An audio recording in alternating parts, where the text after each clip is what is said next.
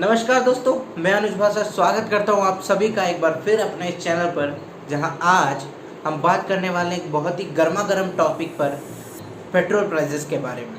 इस पर बहुत से जोक्स बने और इस पर बहुत से मीम्स बने, बहुत से लोगों ने स्टेटस डाले, क्योंकि ये सही भी बात है कि एक अच्छे स्ट्राइक रेट के साथ पेट्रोल ने अपनी सेंचुरी पूरी की।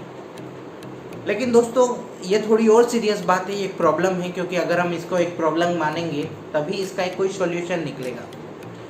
तो इस वीडियो में आप एंड तक ज़रूर देखना, क्योंकि हम बात करने वाले हैं कि क्या इसके लिए गवर्नमेंट रिस्पॉन्सिबल है, और गवर्नमेंट रिस्पॉन्सिबल है तो कौन सी गवर्नमेंट, स्टेट गवर्नमेंट या सेंट्रल गवर्नमेंट, क्या कोई थर्ड पार्टी भी है जो इसके लिए रिस्पॉन्सिबल है, और क्या पेट्रोल डीजल को जीएसटी के अंडर लेने से इनके प्राइजेस कम हो जाएंगे, और अगर कम हो जाएंगे तो गवर्नमेंट अभी तक क्यों नहीं किया। तो इस वीडियो को एंड तक देखना, लाइक करना, कमेंट करना, आपकी राय हमें देना। तो चलिए शुरू कर। वीडियो में आगे बढ़ने से पहले हम एक बार बात कर लेते हैं कि इंडिया में पेट्रोल डीजल के प्राइजेस डिसाइड कैसे होते हैं, किस हिसाब से गवर्नमेंट इन पर अपने टैक्सेस जो है वो चार्ज करती है। तो दोस्तों, इंडिया जब इंपोर्ट करता है तो पर बैरल प्राइस इंडिया को 4,672 रुपये पड़ता है, यानी कि, और एक बैरल में 159 लीटर्स पेट्रोल क्रूड ऑयल आता है। इसका मतलब कि 1 लीटर क्रूड ऑयल जो है 29 पॉइंट कुछ पड़ता है, 30 रुपीज़ अप्रोक्सीमेटली पड़ता है। अब अगर हम बात करें, इस पर हम जोड़ दें फ्रेट चार्जेस, इंश्योरेंस चार्जेस और डीलर कमीशन को, तो गवर्नमेंट को अप्रोक्सीमेटली 35 रुपीज़ के आसपास पर लीटर पेट्रोल पड़ता है, प्राइस बिफोर टैक्स।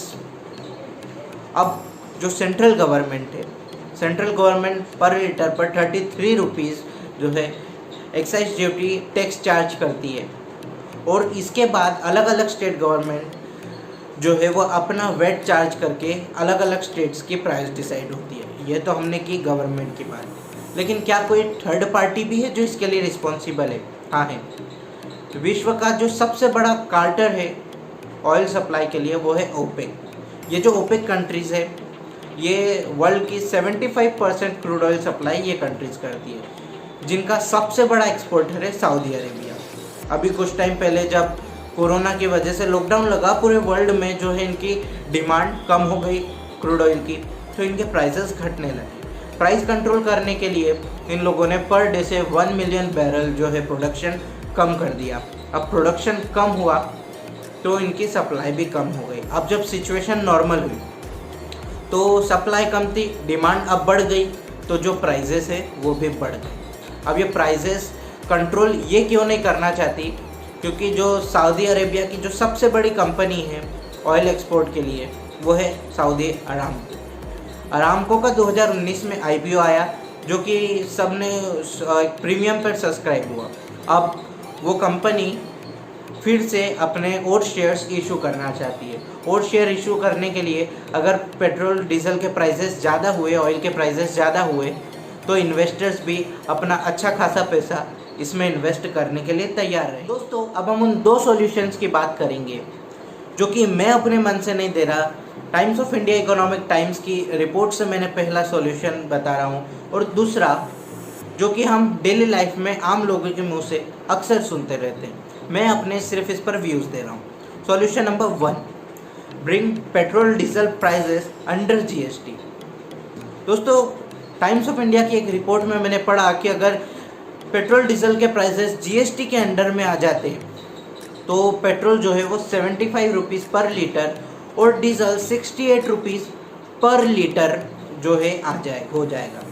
इससे एक आम इंडिविजुअल को देश के बहुत ही एक राहत मिलेगी। दोस्तों, अगर ऐसा करना रहता तो गवर्नमेंट ने अभी तक ऐसा किया क्यों नहीं? दोस्तों, अगर हम बात करें इस पर, तो अगर जीएसटी के अंदर इतनी आसानी से ला दे, तो जो 25 रुपीज़ का अगर अभी 100 रुपीज़ पर लीटर है, हम जीएसटी के बाद 75 रुपीज़ पर लीटर अगर पेट्रोल को कर देंगे, तो वो जो एक्स्ट्रा 25 रुपीज़ का रेवेन्यू है वो गवर्नमेंट कहाँ से लाएगी?